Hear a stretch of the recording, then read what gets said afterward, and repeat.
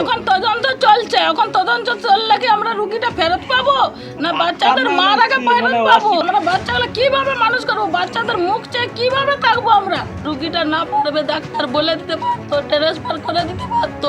আমরা রুগীটাকে পারবো না, ট্রান্সফার করলে আপনারা চলে যান। ডাক্তাররা কিছু বললেন না, ডাক্তাররা শুধু বলছে ওষুধের দ্বারাই ঠিক হয়ে যাবে, ওষুধের দ্বারাই ঠিক হয়ে যাবে। যত বেলা হচ্ছে রুগী তত অসুস্থ হয়ে পড়ছে, 3টা বাজছে তখন জ্ঞান হারিয়ে গেছে। আমাদের তো পেশেন্টটা মারা গেল, রুগীটা 2 ছেলে মেয়ে মা হারা হলো। তো এখন এর জন্যে কে দেয় আর কে নেবে এর ভার? আর আমরা কিভাবে মানুষ করব এই 2 ছেলে মেয়েকে? যদি আগে এটা ভেবে দেখা হতো, সরকার যদি ভেবে দেখতো বা চিকিৎসাটা হতো, তাহলে তো আমাদের পেশেন্টটা মরতো না, তাহলে আমাদের 2 ছেলে মেয়ে মা হারা হতো না। কলকাতার একাধিক মেডিকেল কলেজে এই কালো তালিকাভুক্ত সংস্থার তৈরি রিঙ্গার ল্যাকটেট স্যালাইন ব্যবহার করা হচ্ছে বলে অভিযোগ উঠছে। যেমন এই সমস্ত মেডিকেল কলেজের মধ্যে NRS medical college, RG Kar medical college, national medical কলেজের নাম রয়েছে। এই সরকারি হাসপাতালগুলিতে এই স্যালাইন ব্যবহার করা হচ্ছে বলে অভিযোগ উঠছে।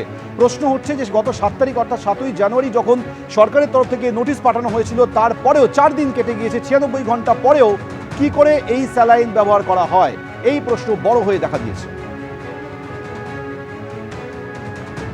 অন্যান্য মেডিকেলেও এটা হয়েছে, কম দামি ওষুধ, মানে কম গ্রেডের ভেজাল ওষুধ, ভেজাল স্যালাইন, ভেজাল ইঞ্জেকশনের সিরিঞ্জকে আবার ধুয়ে নিয়ে এসে ওটাই দেওয়া হচ্ছে। এই ধরনের নিয়মিত চলছে, একবারে শুরু হয়ে গেছে। আইন কানুন বলে কিছু নেই, সরকার বলে কিছু নেই, এগুলো আরো বাড়বে। আর চলছে, আমরা জানতে পারি না, ধরা পড়লে বুঝতে পারি যে এরকম হচ্ছে। আমাদের স্বাস্থ্য দপ্তর এই বিষয় নিয়ে তারা পদক্ষেপ নিয়েছেন, আলাদা আমাদের কোনো মন্তব্য থাকে না। অসাধু কারবার যারা করে তা সেই অসাধু কারবার বন্ধ করার জন্য স্বাস্থ্য দপ্তর তৎপরতা নিয়ে দীর্ঘদিন কাজ করছে এবং এইটা যখন এসছে নিশ্চয়ই এটা নিয়েও পদক্ষেপ নেওয়া হচ্ছে।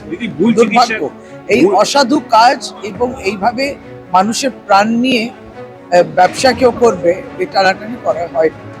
এটা ভয়ঙ্কর অন্যায় কাজ। যে মহিলার মৃত্যু হলো, সে মহিলা তিনি তো দায়ী না, তাহলে দায়ী কারা? দায়ী স্যালাইন।